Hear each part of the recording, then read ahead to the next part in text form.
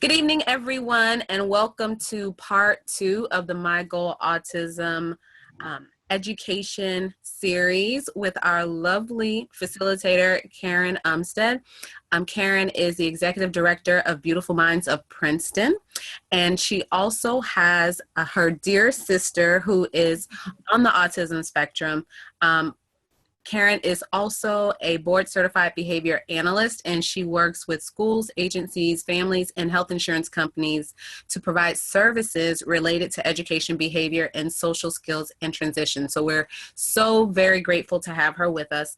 And Karen, if you can just do a quick brief review of what we covered in part 1 before we get into part 2, just in case we have anyone who's joining us for the first time.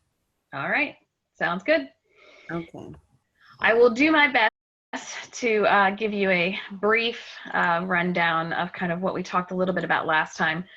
But your best bet is going to be to access the saved webinar that should have kind of more details as to what we talked about last time. Overall, our particular series right now for Give Me a Break is basically talking about how do you take care of yourself and a loved one with ASD, standing for Autism Spectrum Disorders. What we're talking about is really, last time we talked about person-centered planning tools, and that was ultimately, we talked about a few of them. So here's, and hopefully you guys can see my screen. Now you should be able to see my screen. Yes, we do. So we have, you know, we're just breaking off the tip of the iceberg. Oh, sorry. You hit the wrong button and, all right. I just have to be able to slideshow. There we go. All right. So last time we talked about person-centered planning. And I want to kind of distinguish that it's important because we're talking about your loved one that you do individualize it. And what we're going to talk about today is we're going to talk about some practices that we found in research and in general that are more evidence-based that may or may not be applicable for your child or for your loved one. But these are kind of some general practices. So you're kind of going from that individualized to kind of looking at a more global, what we find to be effective.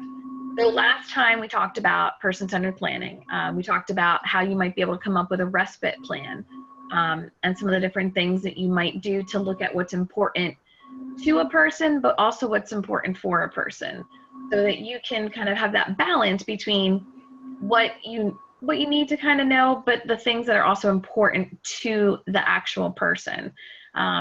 We went through some of the tools that you can see on this page last time. We're going to go over the communication chart today, but we went over good day, bad day, morning ritual, and some different ways and some different tools you can use to try and understand how you can best support your loved one. Now that we've got, in theory, you've got a person-centered plan in the works or in the process, and these are things you may decide to incorporate into that plan. The next thing that you really need to do is you need to have people that know and understand the diagnosis. In particular, for MyGOAL, we're talking about autism, and just understand what autism is and isn't. There's a lot of misconceptions, there's a lot of myths, there's a lot of cultural elements that come into play. We're also going to talk about how do you set up things for success in general? How do you set up the environment for success? How do you set up interactions for success? And how can you share information on abilities, preferences, and try to figure out an overall kind of plan? And again, a lot of this information can kind of be customized to your individual loved one. So within the span of tonight's workshop, you know, we certainly cannot cover all of what autism is and isn't, but I just want to give us a brief, quick overview, especially because, you know, especially if you're an immediate family member, you're a parent of a child with autism, you've probably been immersed in what autism is and all these different things. But a lot of other people may be getting their information from the media, they may be getting their information from a variety of different kind of sources. So why do we want to know the diagnosis? because it's important for us to understand what the child's point of view might be on something. And again, I'm a big fan of asking, and we're going to talk a little bit about, behavior. Also to foster empathy and understanding, and maybe to help us understand why certain behaviors or actions might take place. Also to put the disability in context. There are strengths as well as weaknesses. There are people who have gone on to lead extremely successful lives, and also looking at what the understanding of success may be. Is it possible, Angela, I know Dan's phone, it looks like, is not muted. I just sent a message. Did you mail it? Oh. I think someone scored a run. Yeah. So knowing the diagnosis, for example, one of the things that I struggled with growing up with my sister is that when my sister would have a fit, I mean, she'd full on have a fit, kicking, screaming, the whole nine. And she would kind of, I'll try to get up close to the webcam here.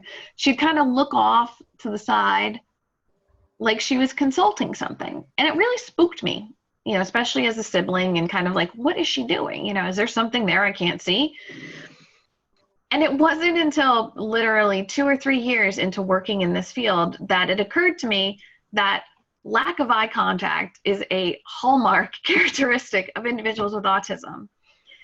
And just knowing that was freeing to go, oh, okay, all right, now I know what that is. Now I can understand a little bit of what's going on. And that's also why a lot of times I find, like, I know my grandfather was of an older generation where you look that person in the eye when you're in trouble. My sister, with lack of eye contact, that was not something that you found happening as often. So understanding that particular piece.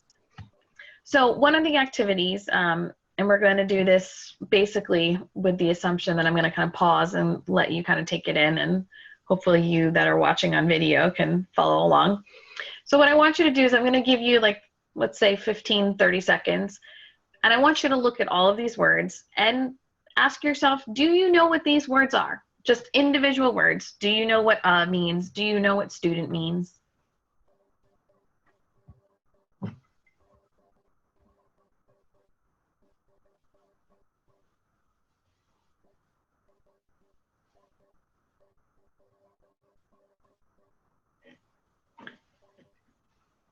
Now, you may have recognized and understood most of these words. Maybe 1 or 2 may have thrown you I'm off. sorry, I don't see the words. Look at the screen. This one? It should be on the screen.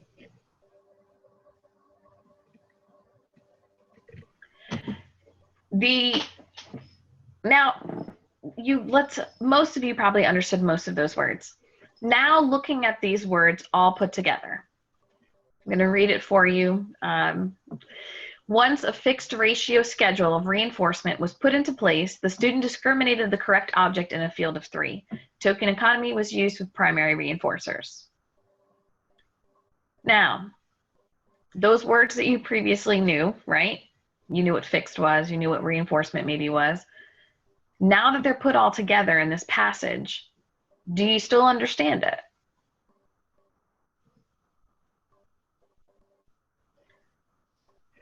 I wouldn't be surprised if it was difficult to fully understand this. The reason, Karen, I only see you. I don't see the screen. Angela, are you seeing the screen? Yes. Let me see. Maybe because he's accessing it from his phone. It may be. Sure. So the passage basically is out of my field, behavior analysis, and we like to kind of use language in different ways. What it means, translation, would be basically that every, let's say, 3 responses, the student basically picked the correct item out of 3 objects that were placed in front of them. And they were using, like say, a penny board or something like that to earn like an edible. even some of the language I may have used just then. The point with this is that there's a lot of times with our students with autism that we assume, well, they should understand what we're saying because clearly, they understand this word or that word, but it's when you put all of those different things together that you have much more difficulty. And communication is one of the core deficits of autism. Now, in terms of kind of understanding and overall kind of general knowledge of autism, again, we're not going to go into too great of a detail here, but some places you can look at: Autism Speaks, Autism New Jersey, Autism Society of America, Autism Internet modules. I highly recommend those, as well as the AFIRM modules, AFIRM. They're based on the evidence-based practice reports that have been done recently. There are some good YouTube videos out as well about autism. Just make sure it's evidence-based. And then sometimes I also will use popular culture references within reason. Sheldon Cooper on Big Bang Theory, a lot of people believe exhibit some of the characteristics of autism. So a quick kind of recap of autism under what we call the DSM-5. So that's just basically the criteria that they use now. Basically, autism is considered a developmental disability. It's not something that, generally speaking, you would consider somebody being cured of. It's something that will be a lifelong thing. You may have symptoms that are able to no longer be a problem, but it's something that it appears early in life, usually within the first 3 years, but it can be later than that even. It's a spectrum of abilities. Currently, the diagnosis goes from mild to severe. So again, when your doctor's doing the diagnosing, I would definitely ask for them to clarify the severity level. Main areas that are affected: social interaction, communication, leisure, play skills. Now again, each child is different and presents a different combination of symptoms and severity. And again, the DSM-5 goes into much, much more detail, but I'm going to give you kind of the more user-friendly kind of version.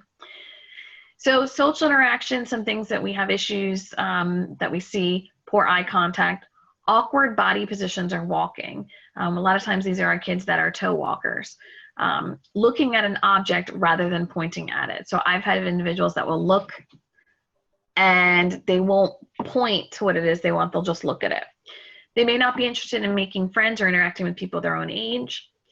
A lot of times it's like they exist in their own world. There's a lack of interest in others or the world around them. You may say, "How are you?" and they don't respond, or they don't reciprocate by asking how you are. That give and take of social interaction. Communication-wise, again, everyone is different. For some individuals, they may be nonverbal. They may make only grunts or noises or approximations. In my sister's case, she does not speak. She makes noises, but she's not able to communicate by speaking. She uses sign language and she uses pictures. They may be unable to start a conversation. They may not understand, again, that give and take. One of the characteristics that I've found to be useful for people to be aware of is called echolalia. Basically, this is when an individual is repeating. So they're echoing. It could be that they're echoing something that happened immediately. So you say, "My name is Joe," and they say, "My name is Joe." It could be that they're echoing something from the past. So I had a student, perfect example of how this could potentially get you into trouble, who I said, "Carlin, come over here." And he said, "They call me Mr. Pig." And my response was, "I don't really care what they call you. You need to get over here." Until he continued then scripting. And what ended up happening was he was quoting from The Lion King. There's a scene where I believe it's Simone or Timba, one of them basically says that line. They don't play kitchen or house or with dolls and cars. It's not your typical little kid that's gonna do the pretend play and pretend to feed the baby necessarily. There's a lot of times difficulty with turn taking or a lack of imagination. We also have individuals, though, that have a great imagination, and sometimes we have a hard time reminding them what's real and what's not real. Stereotypic behaviors. These are those repetitive kind of behaviors that you see a lot. Always talking about one particular topic, like shoes, rubber bands. This is the kid that if anything is off, they are going to throw a tantrum. If there's a different route taken home from school, if the teacher that is always there is not there, if it's a different color on the whiteboard, they always want to have things in the same spot. A lot of times, too, we'll see the repetitive hand flapping, spinning, or rocking. They'll play with objects, but not in the way that they're intended. So instead of playing with a car and kind of driving it, you'll see individuals that will just play with the wheels and spin them over and over. I had one kid that would take anything. It did not matter what it was. He would take it and find it and just twist it. I mean, I have, even a cotton ball, he would just take and kind of do it like that. So that being said, that's kind of a brief overview of some characteristics of autism. So for the next activity, I'm going to forewarn you that normally I do this as an in-person activity, but I really like it. And so I wanted to try and see if we can incorporate this via video. So what's going to happen, in this case, I'm going to be the volunteer. And those of you that are able to see me, I am going to act out the clue, so to speak. It's kind of like charades. So I'm going to be acting out something that I'm trying to communicate. It could be an action that I want you to do. It could be that I want you to label something that I'm trying to communicate. If you have the opportunity, if you're doing this and you're watching it in a group, I highly recommend trying this activity because there's a lot of things that just can't be captured in what we're going to do. But it really, I think gives people a lot to think about. So again, I'm going to communicate. I can't speak. I can't write. I can't do numbers or signs. I'm probably not going to take the whole 5 minutes. I'm going to go through a couple of these and we'll kind of see. And we'll see how well you do. So for this part, I would say that you're going to want to, Angela, unmute so that I can hear if you got it right or if you're getting closer. Because most likely, knowing me, I'll get quite animated based on that. Sure, no problem. All right, so let me just pull up my little, so I remember what it is that I'm trying to communicate. All right, so, all right, I'll be honest, I'm already cheating and I'm skipping the first one. I see your slide, but I don't see you, Karen. I don't know what to tell you, Dan. Hi, Dan. I'll Well, take now mine. you see the slide, so that's good. We see you. Maybe if I turn myself off. Maybe. Oh, now I see you. Okay, got you back. Hello. All right, so Awesome. I'm actually going to stop the share because hopefully that will give you a better view of me. Let's see. Okay, we can see you. As a full screen? Yes. All right. Okay, so I'm going to try to communicate this. All right. Your arm, your forearm. Arm yourself. With, Your arm. You got a boo-boo. Oh, a bee stung you in the arm? Yes. Oh, that very was good. awesome. So yeah. I've been stung by a bee. All right, so Angela's been through it before. She knew it. All right, ready? She cheated. This is a new clue. Okay, I'm looking for something. Uh-huh. I'm lost. Where's my... I'm lost. I can't find. Right. Where's my mom?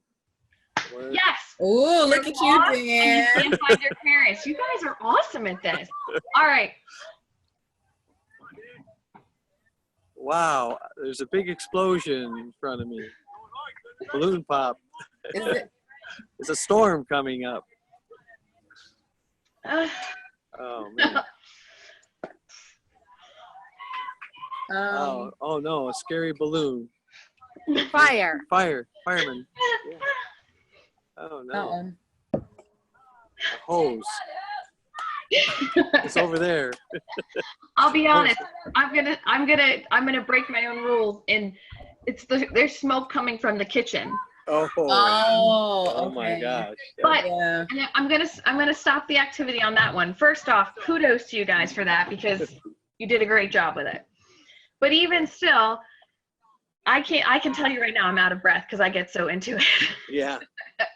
Yeah. But one of the things that's important for us to understand, and if we're able to do this in a group type setting, is what it's like for the individual who can't communicate, and obviously what it feels like for you trying to guess and understand what it is they're trying to communicate. Now you guys, again, fantastic.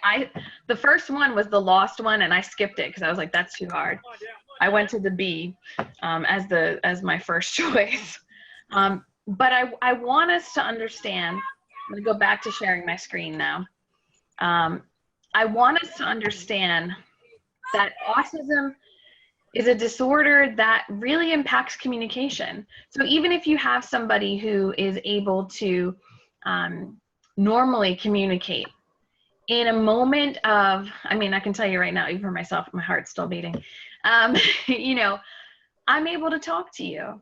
If I could verbally tell you, oh, I got stung by a bee, it's communicated a lot faster than me trying to gesture, me trying to do all these other different things. And just like we think about our students, that they come up with the best comeback, you know, you get in that agitated mode and your brain just shuts down. You can't think of, you know, the best response or the right choice necessarily in that moment. So we want to remember that. And that kind of leads us into the fact that, again, from a behavior analysis point of view, so ABA is my background, all behavior comes down to 4 main functions.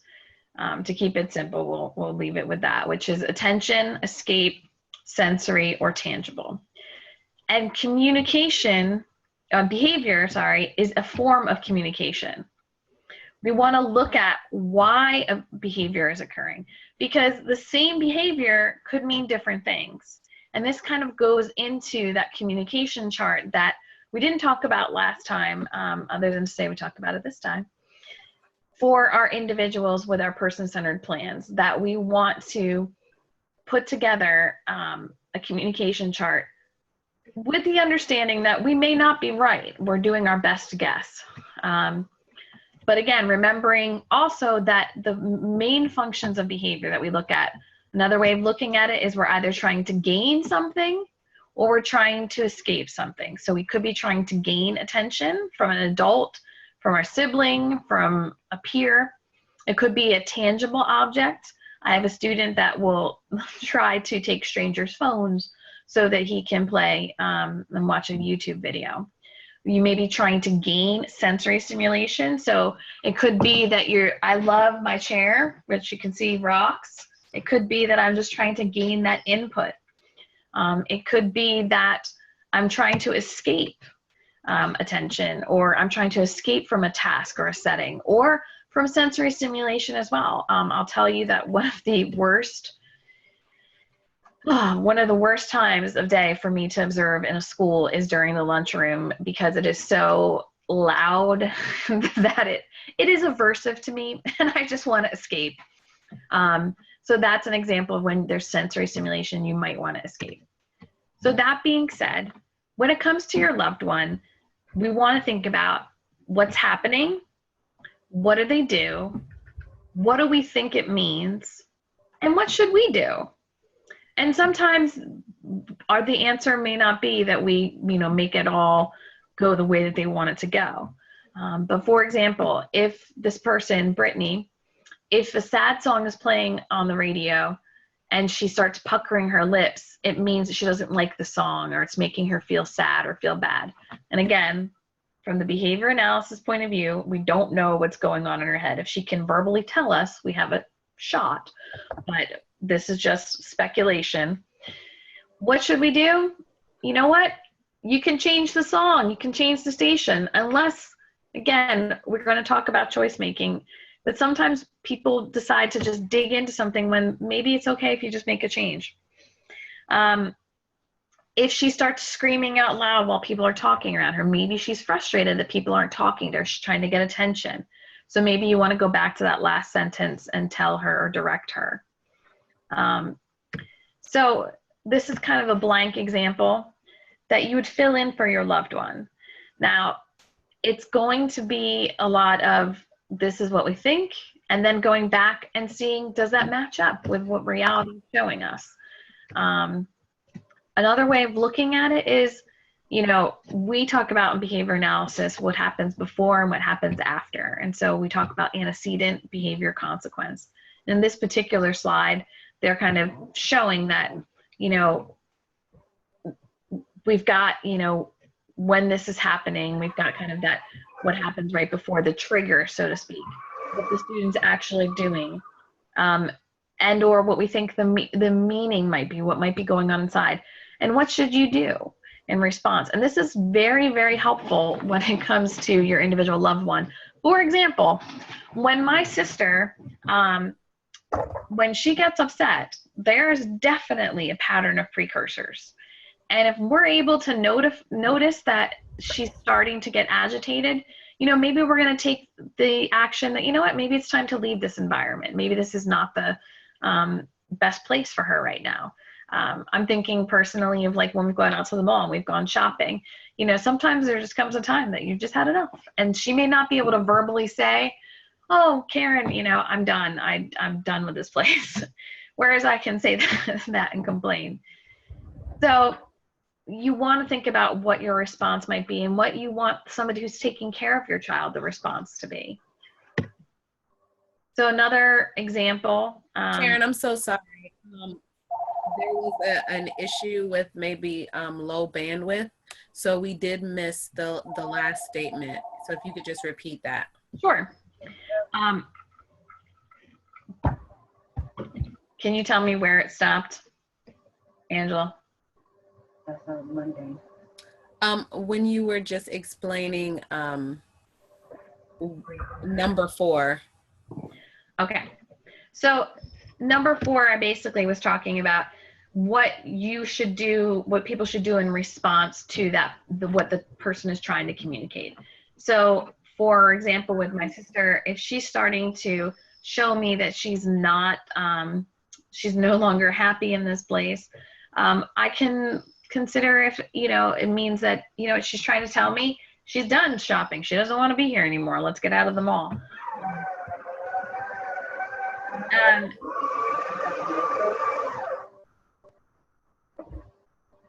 So is it possible to, there's someone not muted.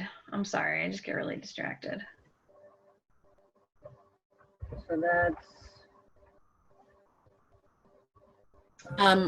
Karen, on your controls, you can mute everyone. Okay. All right. Do you see that feature? No, I just muted myself. It's all right. I'll just keep going. I don't want to keep stopping. So there was flooding over there. I think it's NR0388. If you could just mute that person. got it. All right. So,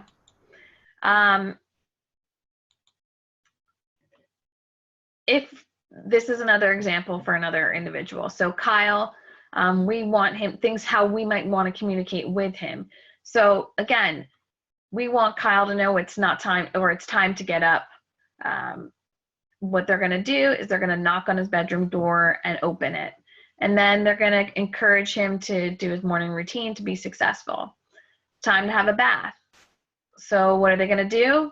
To communicate this, they're going to run the bath while he's in his bedroom. And when the bath is you know, finished filling up, they're going to open his door and he's going to get into the bathtub. So this is also kind of a way of not just looking at what the student is communicating to you, but what you are communicating to them and how you can do that. I know, again, with my sister, there are just certain things we've learned over time that make things go better. So when you're looking at somebody that may be providing some care, for your loved one, you want to try to set things up for success the best that you can. All right. So another thing that you want to kind of do is you just want to make sure that whatever environment they're in, this is probably more for when you're out in kind of public or you're in a group environment or your group respite, that things are structured so that it's clear to the individual with autism as well as those that are there what's going on. Another way of kind of looking at this is that it's very clear what's going to happen, when it's going to happen, what the expectations are. So for an example, what I want you to do is we're gonna use our imagination here. So I want you to imagine this. You've just walked into a busy airport in Imagination Kingdom and you need to catch your flight. But there are no signs you can see or read. But there's a large group of people and they seem to be standing in front of this desk, okay? So you go stand there, but nobody seems to be moving. You walk away and you see some people in uniform at the end of a hallway and you're like, okay. So you start to go that way. But they stop you and they point you back in the other direction. Now in this scenario, what are you supposed to do? Most of us probably have had experience at an airport and probably would kind of try to guess our way through. But how much easier would it be if in this scenario, you had what we normally find at airports where you have all these little kind of lines either on the floor, and they'll even have the little directions telling you what direction to go to get through the ticket counter. And it'll have very visual, concrete ways of telling you, without even using words, where you're supposed to be going, what's going to happen next, how you're supposed to get there. So again, you understand what is going to happen and what you need to kind of know. A good way to determine if this is happening in the environment that you have your child or your loved one is if you go into that environment and you just sit there, you don't ask for an idea of what's going on, what the expectations are, and you just sit and see if you can figure out what everyone's supposed to be doing. I can tell you that from school-based experience, there are many times I have gone into a room and I have no idea what the actual lesson plan is or what the objective is or what the student is supposed to do. Because again, we are going to talk a little bit about, but we have to have modifications, especially in group settings, to what's appropriate. So you want to look at, again, in a comprehensive environment, they can predict what's going to happen within that activity, what's going to happen next. They can anticipate the requirements. They're able to generalize across skills. This is where we're using visual cues. We're using a schedule of activities, choice making, behavior support. All right, so, and I apologize that I am going to be going a little faster just to try to keep us on track. Again, if we were meeting in person, you would get to kind of see and do some of these activities. But I'm gonna actually show you a little bit of a video related to this to kind of give you some visual. We're gonna be talking about how you can interact. So how you or your